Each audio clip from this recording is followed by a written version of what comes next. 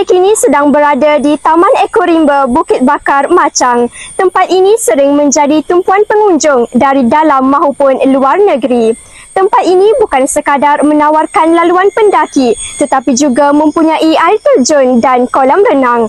Namun di sebalik keindahan hutan ini, pasti ada cabaran dalam mengekalkan kelestariannya.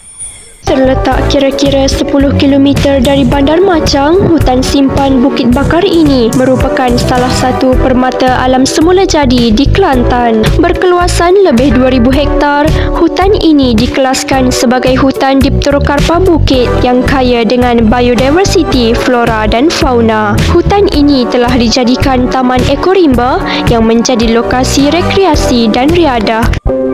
Jom ikuti saya mencari kawasan-kawasan menarik di sini.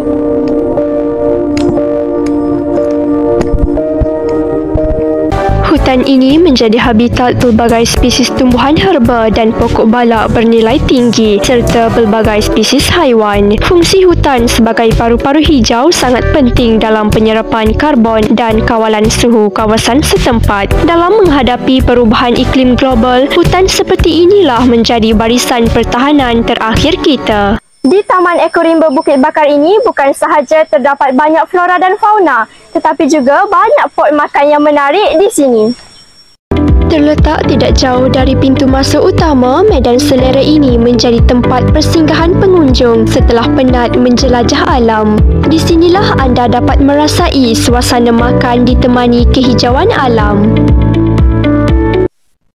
Dah beli makanan tu, sampah jangan buang merata-rata tau. Ambil peranan kita sebagai pengunjung untuk mengekalkan kelestarian di kawasan ini. Air terjun Bukit Bakar bukan sekadar indah dipandang tetapi juga nadi kepada kehidupan hutan ini. Airnya mengalir bersih, menyuburkan tanah dan menjadi tempat tinggal hidupan kecil. Oleh itu, kita janganlah sesekali membuang sampah ke kawasan ini. Menjaga sumber air bermakna menjaga seluruh ekosistem yang bergantung padanya.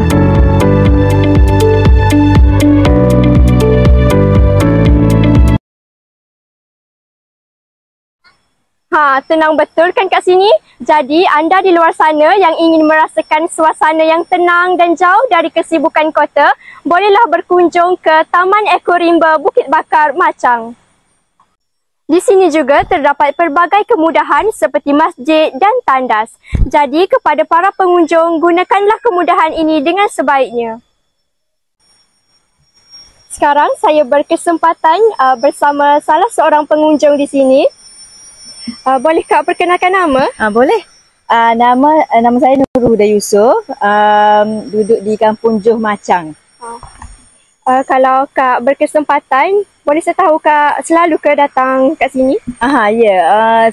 Seumur jugalah mari sini sebabnya kita bawa anak-anak yang kecil ni. Sebab sini air dia tak degah mana. Jadi sesuai lah untuk mereka yang berumur 2-3 tahun ni. Sebagai boleh dikatakan pengunjung setia lah kat sini. Boleh juga. Boleh Kak bagi tips tak ataupun macam mana Kak kekalkan kelestarian alam sekitar bila Kak berada kat sini? Okey, kalau ikutkan macam saya, cara untuk menjaga kelestarian tempat ni, biasanya saya akan bawa anak kecil. Biasanya mereka akan pakai pampers lah kan, dan kita akan buang di tempat yang sepatutnya lah. Dan makanan-makanan yang kita makan tu kita buang dalam tong sampah yang telah disediakan juga. Dan juga masa kita mandi tu tak buang apa-apa yang tidak sepatutnya ke dalam air lah. Dan masa kita mandi dekat tukar baju apa dekat tandas juga menjaga kebersihan tandas. Macam itulah. Terima kasih Kak kerana sudi berkongsi masa dengan kami. Okey, sama-sama. Hutan ini bukan sekadar menjadi tempat rekreasi untuk penduduk setempat, tetapi juga habitat penting untuk flora dan fauna tempatan. Oleh itu, kita semua hendaklah mengambil peranan menjaga kelestarian alam sekitar di hutan ini. Setiap langkah kita di bumi ini meninggalkan jejak sama ada yang membina atau merosakkan. Sebagai pelawat, kita bukan hanya penikmat alam tetapi penjaganya. Teguran melalui papan tanda bukan sekadar peringatan tapi amanah agar kita tidak mengganggu keseimbangan yang rapuh ini.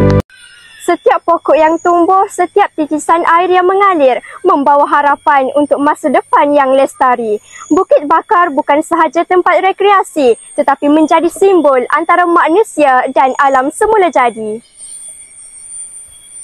Semoga dokumentari hari ini menyuntik kesedaran dalam diri kita semua tentang kepentingan menjaga alam sekitar.